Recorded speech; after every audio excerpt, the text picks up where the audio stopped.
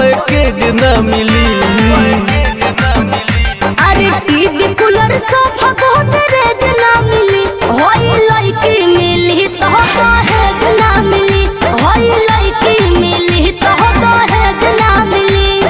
किनियो से माल डैमेज ना मिली, होई लड़की मिली तो दहेज ना मिली, होई लड़की मिली तो दहेज ना मिली।